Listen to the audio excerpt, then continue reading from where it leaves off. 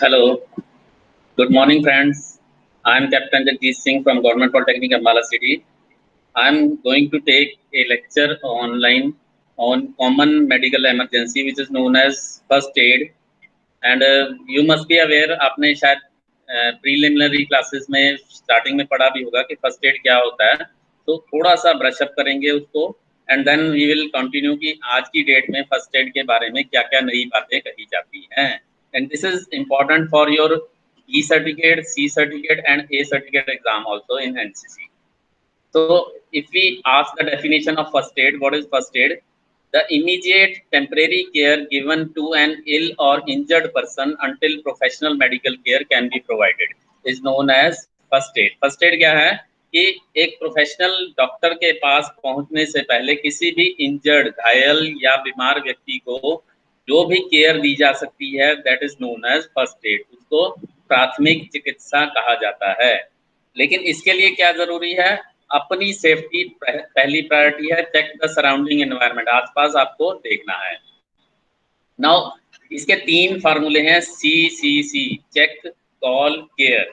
Check the victim for life threatening condition, only move the victim if he is in direct physical danger. उसका accident हुआ है और आप उसको फटाफट उठा के बेड पे ले जाते हैं या कहीं पे ले जाते हैं, उसका थोड़ा ध्यान रखिए. There is some emergency number 112 अभी असाइन किया गया गवर्नमेंट की तरफ से, तो उस पर कॉल कीजिए. और अगर वहां पे भीड़ भाड़ लग रही है, leave the scene if necessary and care for the victim. अगर आपको लगता है कि विक्टिम, नॉर्मली ये होता है कि कई लोग भाग जाते हैं, अगर आपको लगता है कि विक्टिम को आपकी जरूरत है, केयर कीजिए. आस्क परमिशन फॉर हेल्प, उससे पूछिए कि हाँ क्या मैं यहाँ पे हेल्प करूँ. He will himself tell you. और अगर वो अनकॉन्शियस है, बेहोश है, इट मीन्स कि उसने कंसेंट अपनी दे दी है. लेकिन अगर अनकॉन्शियस नहीं है, ask permission for help. Then there are some good laws, statutes क्या कहते हैं, that protect rescuer from being sued for giving emergency care. आज की डेट में ये हो गया कि कोई इमरजेंसी केयर दी जाती है तो उसके लिए आपको हॉस्पिटल में आपको कोई केस नहीं किया जाएगा. ये कुछ आज की डेट में लॉ बना दिए जाएंगे. You may not provide care beyond your level of training. आपकी ट्रेनिंग है, आपने 10वीं की हुई है या कोई सर्टिफिकेट नहीं है, लेकिन आप उसको पट्टी बांधते हैं, ऐसा नहीं करना चाहिए आपको. You must be acting in the best interest of the victim. कुछ यूनिवर्सल प्रिकॉशंस हैं. Step taken to prevent the spread of disease through blood and other bodily fluid. आपने कोशिश करनी है कि ब्लड या कोई बॉडीली फ्लूइड्स गिर रहे हैं तो वहां से डिजीज किसी और के पास ना जाए. केमिकल रेजिस्टेंस ग्लव्स होने चाहिए अगर आप उसको टच कर रहे हैं. Wash hands immediately after providing first add.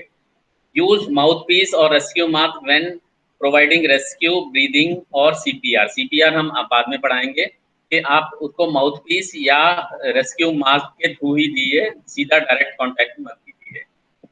यहाँ पे देखिए ये एक नर्स हैं, वो CPR प्रोवाइड कर रहे हैं, तो उसमें आपने डायरेक्ट नहीं, आपका मास्क के थ्रू या किसी तरह से भी कोई डिवाइस के थ्रू दिया जा सकता है. Then there are types of wound. तो सबसे पहला जो इंजरी आ सकती है दैट इज वुंड. कितनी तरह के होते हैं? तो ये स्किन की लेयर दिखाई हुई है, epidermis, dermis and subcutaneous layer. ये तीन है. तो एब्रेशन जो होता है that is normally simple injury है, उसमें टॉप लेयर स्किन होती है, वहां पे आपको क्लीन एंड प्रोटेक्ट करना है. दूसरा है कट में क्या होता है, कुछ लेवल नीचे जाता है, यहाँ पे आपको स्टिचेस की जरूरत पड़ती है. But this should not be done by you, only by a certified medical practitioner. Punctures, उसमें एक डीप होल अकेला हुआ है, लेकिन उसमें इन्फेक्शन तो काफी होता है लेकिन हैवी ब्लीडिंग नहीं होती है. एवल्जन्स, इसमें स्किन या टिश्यू कंप्लीटली बॉडी से अलग हो जाती है. अगर if possible wrap the severed body part in a sterile cold moist towel to preserve the tissue. आपका अंगूठा कट गया है या कोई बॉडी का पार्ट कट गया है तो उसको आपने क्या करना है, कोशिश करनी है कि एक स्टेराइल कोल्ड और मॉइस्ट टॉवल में प्रिजर्व करके रखें जब तक कि हॉस्पिटल में ना पहुंच जाए वो. कंट्रोलिंग ब्लीडिंग, ब्लीडिंग कैसे रोकनी है? Raise wound above the level of heart. अगर आपके हाथ में ब्लीडिंग हो रही है तो उसको हार्ट के लेवल से थोड़ा हाथ ऊपर कर देना है. कवर विद स्टेराइल गॉज और cloth. Use direct pressure to stop the bleeding. यहाँ पे हाथ को दबा के रखिए, अगर डायरेक्ट प्रेशर वहां पे रोक के रखिए किसी तरह से। Once bleeding stop, secure gauze with a bandage, seek medical attention if needed. Now second is burns. Burns भी तीन तरह के होते हैं, first degree, second degree, third degree. First degree involves the outer most layer of skin which is epidermis. इसमें क्या होता है, रेडनेस होती है, स्वेलिंग, पेन होती है, और एक वीक लेता है हीलिंग टाइम के लिए। Second degree burns, epidermis and underlying layer of skin, that is dermis. Skin becomes very red, swollen and develops blister, छाले पड़ जाते हैं इसमें। Third degree burns में क्या होता है, involve all layers of skin. The skin may be charred black or appear white and dry. पूरी स्किन काली पड़ जाती है और white and dry बाद में हो जाती है, और इससे नर्व सेल भी खत्म हो जाते हैं। So the victim may not experience pen, उसको फिर दर्द होना, महसूस होना खत्म हो जाता है। इसका जो फर्स्ट और सेकंड डिग्री बर्न्स हैं उसका आप फर्स्ट एड दे सकते हैं। Cool the burn area by holding under cold running water for 5 minutes. Wrap in cold wet cloth, do not use ice. Ice नहीं यूज करनी, पहले आइस कहते थे लेकिन आज की डेट में आइस नहीं यूज करनी। Cover the burn loosely with sterile gauze. Sterile gauze एक पट्टी के साथ उसको कवर कर सकते हैं लूजली, वो भी टाइट नहीं करनी। Third degree Burns require immediate medical attention, सिर्फ 112 पे आपने कॉल करनी है। देन नॉर्मली क्या है, वही आपके तीन है, चेक, कॉल एंड केयर। ये इसका तरीका है। सीपीआर, अब सीपीआर क्या है, कार्डियो पल्मोनरी रिससिटेशन। इसमें सीपीआर में क्या होता है, it is a first aid procedure that combines rescue breathing and chest compression to supply oxygen to the body. आपकी ब्रेथलेसनेस हो रही है, सांस जा रही है किसी विक्टिम की, तो आप क्या करेंगे, उसको ब्रीदिंग देंगे या चेस्ट कंप्रेशन करेंगे सो दैट उसको ऑक्सीजन की सप्लाई एक्स्ट्रा मिले। डिफिब्रिलेटर एक वो है, डिवाइस है that delivers an electric shock to the heart. ये बाद में हम दिया जाता है, ये क्योंकि ये हॉस्पिटल में ही मिलती है, यहाँ पे नहीं मिलती, AED होता है। अब सीपीआर कैसे देनी है एडल्ट्स के लिए, दोनों के लिए अलग अलग तरीका है, चाइल्ड्स के लिए और एडल्ट के लिए अलग अलग है। सीपीआर एडल्ट्स में क्या करेंगे, सर्वे द सीन, आसपास देखिए, चेक फॉर कॉन्शियसनेस। अगर वो उससे बार बार पूछिए are you okay, are you okay, हो सकता है वो भी अपने आप कुछ ना कुछ रिवाइव करने की कोशिश करें। कॉल 112, सबसे पहले कॉल कीजिए। Then there is one sequence KCAB, ABC ऐसे भी याद कर सकते हैं, लेकिन इसको CAB याद करिए। जब इसको रोटेशन में क्या आप यूज करेंगे तो ABC ऑटोमेटिकली बन जाता है। CAB is chest compression, chest को कंप्रेस करना है, एयरवे को क्लियर करना है, ब्रीदिंग करनी है उसकी, ये तीसरा लेवल है। CAB अब देखिए CPR में कैसे करेंगे, perform 30 chest compression first, followed by 2 breaths of air. Repeat this process until more advanced medical help arrive. जब तक कोई आता नहीं है डॉक्टर, तब तक ये करते रहना है आपने। अब देखिए यहाँ पे स्टर्नम है, वहां पे आपने उसके साइड में आपने प्रेस करना है, और स्टर्नम के ऊपर हथेली से बिल्कुल सेंटर के पोर्शन से आपने उसको प्रेस करना है 30 टाइम्स। और अगर CPR इन्फेंट्स या चिल्ड्रन के लिए करना है तो ये नहीं चलेगा, उसके लिए हल्की हल्की ब्रीथ्स देनी है, 2 ब्रीथ ऑफ 30 टाइम्स ऐसे देनी है। आप देखिए इसको यहाँ पे आपने प्रेस करके उसको मुंह से आपको ब्रीथ देनी है। अब चोकिंग, तीसरा आपका प्रॉब्लम आ जाती है चोकिंग, गले में कुछ फंस गया है, सिक्का फंस गया है या कोई पेन का कैप फंस गया है, और कॉन्शियस एडल्ट है तो उसके पीछे विक्टिम के पीछे खड़े हो जाइए, उसकी बाजू रैप करके पीछे उसकी कलाइयां आपस में बांध दीजिए। Make a fist with one hand and grasp it with your another. Quick upward thrust, ऊपर की तरफ थ्रस्ट दीजिए, जे शेप मूवमेंट दीजिए। Repeat until object is dislodged. अगर ये देखिए यहाँ पे एक प्रोसेस है, ये पीछे उसके करिए, ये ऊपर की तरफ से उसको जे की तरह से उसको प्रेस करना है, तो जैसे ही जे की तरह से करेंगे वो ऊपर से और पीछे से थोड़ा सा उसको प्रेस करेंगे, ये देखिए आगे उसको होल्ड किया हुआ है पेट के साथ कि ताकि पेन। और बच्चा अगर होगा, इन्फेंट होगा, तो उसको इस तरह से टैप करना है, और टैप करने से उसके मुंह की जो आया है। एक और तरीका है, ये भी तरीका है, अगर वो अनकॉन्शियस हो चुका है तो यहाँ से इस तरह से भी कर सकते हैं, ऊपर की तरफ करेंगे उसको जे फॉर्म में। First aid for choking is, if you are alone, perform abdominal thrust on yourself. Position abdomen over a rigid structure, press against the object. Shock के लिए क्या करना है आपने?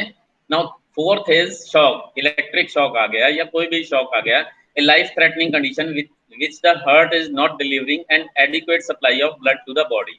शॉक से क्या होता है? शॉक किसी तरह का भी हो सकता है, थर्मल शॉक भी हो सकता है, इलेक्ट्रिक शॉक में। इसके सिम्टम्स क्या है? कोल्ड, क्लैमी स्किन, बिल्कुल बॉडी ठंडी पड़ जाती है, पेल और ग्रेइश हो जाती है, वीक रैपिड पल्स, हल्की पड़ जाती है, dilated pupils, weakness, confusion and loss of consciousness. Call करना है आपने 112 पे, इंडिया का नंबर 112 है।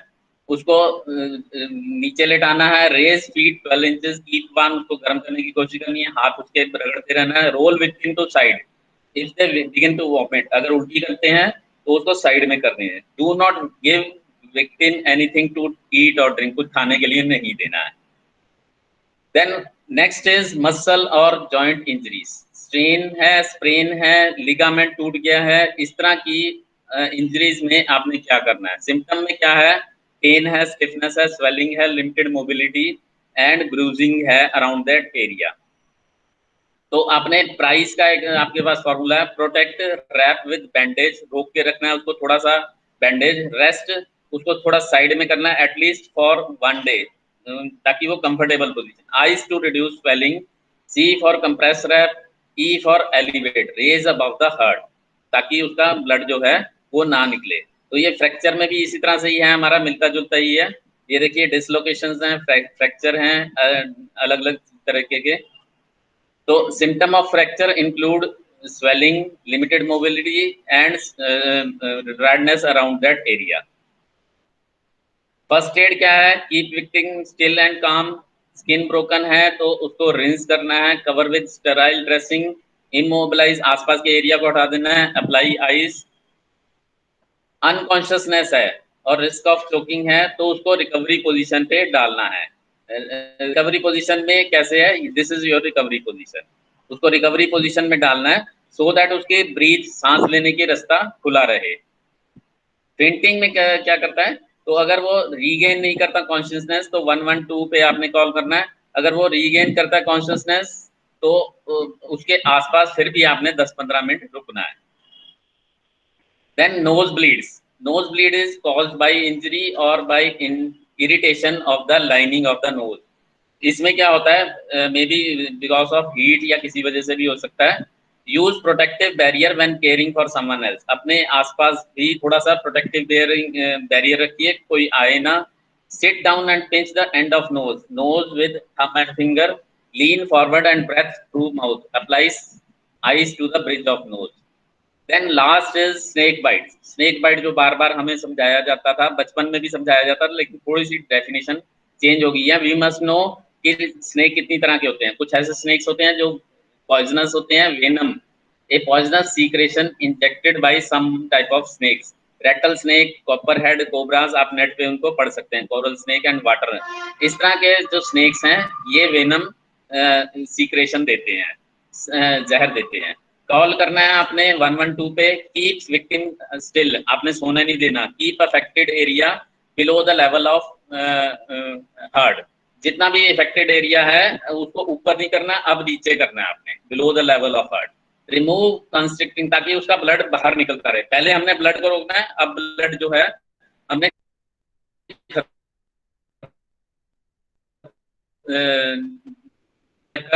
Snake bite suction kit if available, सिर्फ अगर आपके पास किट है तो आपने यूज करनी है, अदरवाइज नहीं करना। And last is do not apply tourniquet, use cold compresses, cut into area नहीं, with blade, suck venom out with mouth नहीं करना।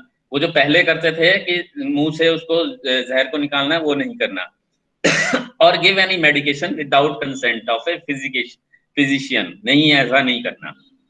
That is all for today. Thank you. Thank you very much.